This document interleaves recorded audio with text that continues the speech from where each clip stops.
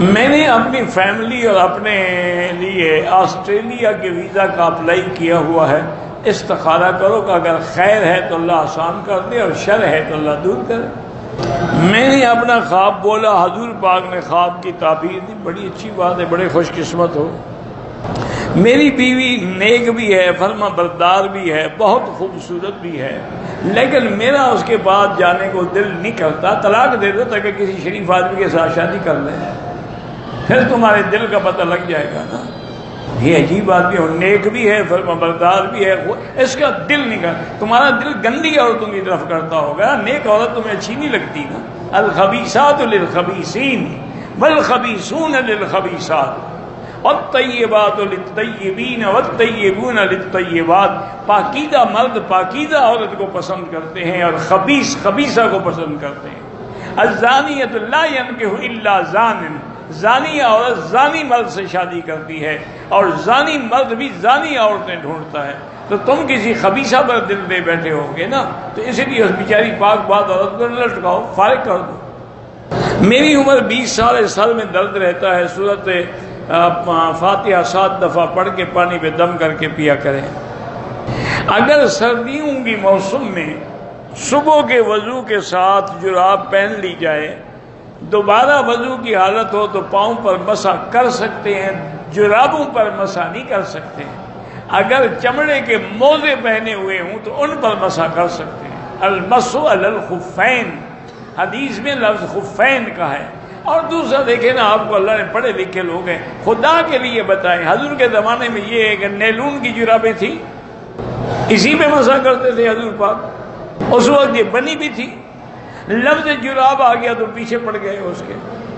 کہتے تھے کہ ہم حنفی لوگ جو ہیں حرم میں آتے ہیں تو امام حرم کے پیچھے نماز پڑھتے ہیں تو رفع یدین کر سکتے ہیں، جب رفع یدین کرنا ضروری ہی نہیں حنفی مسلک میں تو کیوں کرو؟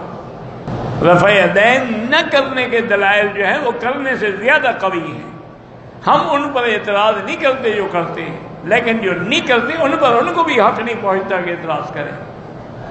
سب سے بڑی حدیث ہے جو حضرت عبداللہ ابن عمر کی روایت سے رفع یدین کرنے کی، خود حضرت عبداللہ ابن عمر رفع یدین نہیں کرتے تھے۔ تو یہ قاعدہ ہے کہ جب حدیث کا راوی خود عمل چھوڑ دے، اس کا معنی یہ ہے کہ وہ عمل ختم ہو چکا ہے۔ میرے والد عبدالحفیظ اللہ مغفرت کرے، میرے بھی بہت بڑے عالم تھے، میرے ماموں تھے مولانا شمس الدین صاحب رحمۃ اللہ علیہ، بڑے علماء میں سے تھے۔ ان کا بھی پوتا محمد اسماعیل فوت ہوا ہے، اللہ مغفرت فرمائے، اللہ ان کے پسماندگان کو صبر جمیل عطا فرمائے۔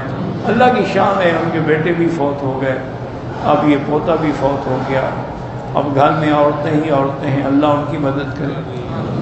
میں نے پہلی 2 رکعات میں تشہد میں مل گیا، پھر امام نے سلام، میں نے کھڑے ہو کے 2 رکعتیں پڑھی، یعنی 2 رکعتیں پڑھی، 2 رکعت بچ گئی۔ تو 2 رکعت آپ نے جو پڑھنی ہے اس میں صرف فاتحہ پڑھیں گے اور کچھ بھی نہیں پڑھیں گے، اور بعض علماء احناف فرماتے ہیں کہ خاموش رہے، کچھ بھی نہ پڑھے، چونکہ امام کے پیچھے تھا۔ میرے والد صاحب 40 دن کے لیے تبلیغ پہ گئے ہیں، اللہ کامیاب کرے۔ اشراق کی 4 رکعت سنت ہے، ویسے 2 پڑھو تو جائز ہے۔ میرا بیٹا بالکل کہنا نہیں مانتا، اللہ ہدایت دے، تم بھی شاید اپنے والد کے نافرمان رہے ہو، وہی سزا بھگتنی پڑتی ہے اولاد کی طرف سے۔ اگر تم اپنے والد کے فرما بردار ہوتے تمہاری اولاد کبھی نافرمان نہ ہو۔ یاد کرو اپنے گناہ، توبہ کرو، استغفار کرو، اور 100 دفعہ سورۃ اخلاص پڑھ کے والد لڑکے کی ہدایت کے لیے دعا کرو۔ اگر دانت میں کوئی گوشت کا ذرہ پھنس گیا، ہم نے وضو کر لیا، نماز میں نماز ہو گئی، کوئی فرق نہیں پڑتا ہے، وضو بھی ہو گیا۔ قرض دار جو ہے وہ ہمیشہ بہانے کرتا ہے، ہم جھوٹ بول کے قرضہ وصول کر سکتے ہیں، اپنے حق لینے کے لیے اگر جھوٹ بولنا ضروری ہے تو بول سکتے ہیں۔ میری بہن کے رشتے کے لیے سورۃ الرحمن 3 دفعہ روز پڑھ کے دعا کریں، اللہ آسان کریں گے۔ اولاد نہیں ہے، اللہ سے دعا کیا کریں، رب لا تذرنی فردا وانت خیر الوارثین۔ کہتے ہیں کہ محرم کے مہینے میں بسم اللہ لکھو تو برکت ہوتی ہے، باقی 11 مہینے لکھو تو برکت نہیں ہوتی۔ یعنی 11 مہینے بسم اللہ الرحمن الرحیم میں برکت نہیں ہوتی، صرف محرم کے مہینے میں برکت ہوتی ہے۔ یہی تو جھوٹ ہے، یہی تو بدعت ہے، یہی تو شیعہ نے گڑے ہوئے ہیں مطلب۔ معراج کی رات روزہ رکھنا چاہیے، کیوں روزہ رکھو؟ تم کو معراج پہ جا رہے ہو۔ میں سورۃ ملک بھی پڑھتا ہوں، تسبیحات بھی پڑھتا ہوں، وضو پڑھ کے سوتے، بڑی اچھی بات ہے، بڑے خوش بختوں کے وضو سے سوتے ہو۔ ایک آدمی نے 2 یا 4 سال پہلے ہمارے پیسے بزنس میں لگائے ہیں، اب پیسے بھی واپس نہیں کر رہا۔ اللہ سے دعا کرو، کیونکہ اصول یہی ہوتا ہے۔ میرے ایک دوست تھے، وہ کہتے مکی صاحب کسی کو پیسے دینے والا بے وقوف ہوتا ہے اور لے کے واپس کرنے والا احمق ہوتا ہے۔ میں کہا کیوں دیے تم نے؟ کیا گارنٹی تھی تمہارے پاس؟ کسی عالم دین کو یا مدرسے میں جا کر تو تم نے نہیں دیے، بزنس کے لیے تم نے دیے، تو اس سے تم باقاعدہ چیک لکھواتے، پر نوٹ لکھواتے، ریکارڈ بناتے، آج اس کا باپ بھی نہیں کھا سکتا تھا۔ بزنس پہ بزنس کے طریقے سے کرو۔ کہتے ہیں کہ جب کوئی فوت ہو جائے، اگر آپ روتے ہیں، ہاں اگر واویلا کرتے ہیں، کپڑے پھاڑتے ہیں، تھپڑ مارتے ہیں منہ پہ، تو پھر میت کو تکلیف ہوتی ہے۔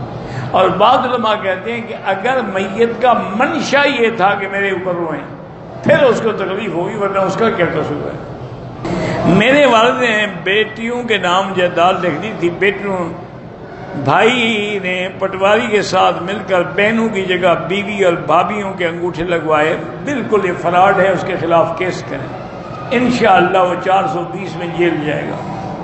اور جنہوں نے وہ جھوٹے انتقال انگوٹھے لگوائے وہ بھی سب جیل چلے جائیں، کیونکہ آج کل تو 1 منٹ میں انگوٹھے کو دیکھ لیتے ہیں کس کا ہے۔ خانہ کعبے کے اندر داخل ہو کر نماز پڑھنے کی دلیل ہے کہ وہ آدمی جنتی ہے، تو جو آج تک کعبے میں داخل نہیں ہو یعنی وہ جنتی نہیں ہے۔ حضور نے تو کہیں نہیں فرمایا کہ جو کعبے کے اندر نماز پڑھے گا وہ جنت کا، جو کلمہ پڑھے گا وہ جنتی ہے۔ ہم کسی کے لیے صدقہ جاریہ کرتے ہیں، کنواں لگوا دیا، پانی کا نل لگوا دیا، مدرسے کا کمرہ بنوا دیا، بس، تو جب تک وہ رہے گا اس کا ثواب ملتا ہے۔ اسی لیے تو کہتے ہیں صدقہ جاریہ، یعنی جاری ہے صدقہ۔ اگر 4 رکعت والی نماز میں امام کے پیچھے مقتدی نے پہلی تشہد کے بعد درود پڑھ لیا، بہرحال اب وہ نماز تو ہو جائے گی، لیکن نہیں پڑھنا چاہیے۔ سجدہ صاحب تب کرے جب اکیلا ہو، وہ تو امام کے پیچھے ہے۔ منگیتر کے لیے دعا کرنی جائز ہے، جب تک آپ کا نکاح نہ ہو، صرف منگنی شنگنی سے کچھ نہیں ہوتا، نہ دعائیں کرو نہ وظیفے پڑھو، جب نکاح ہو جائے پھر سب کچھ پڑھنا۔ میرے شوہر ملک سے باہر کام کرتے ہیں، کسی لڑکی کے پیچھے پڑا ہوا ہے، بڑا سمجھایا وہ نہیں سمجھتے کہ دسمبر تک آ جاؤں گا صرف اس لڑکی کا پیچھا چھڑانے کے لیے۔ میرے اپنے شوہر کو بولا بالکل ٹھیک ہے، بلائیں، جان چھڑائیں اس کی۔ اور دیکھیں نا، اسی لیے حکم ہے کہ کافر ملکوں میں بغیر دین کی ضرورت کے نہ جائیں، تجارت ہو یا تعلیم ہو یا تبلیغ ہو۔ جو بغیر ضرورت کے جاتے ہیں نا، وہی تو جا کے پھر ان چیزوں کا شکار ہوتے ہیں، کیونکہ وہاں تو ہر چیز فری ہے نا۔ تو جب ہر چیز مفت ملتی ہو تو مفت کی شراب تو مولوی قاضی بھی نہیں چھوڑتا۔ مزید اچھی ویڈیو دیکھنے کے لیے مکی صاحب کے چینل کو سبسکرائب کریں۔ شکریہ۔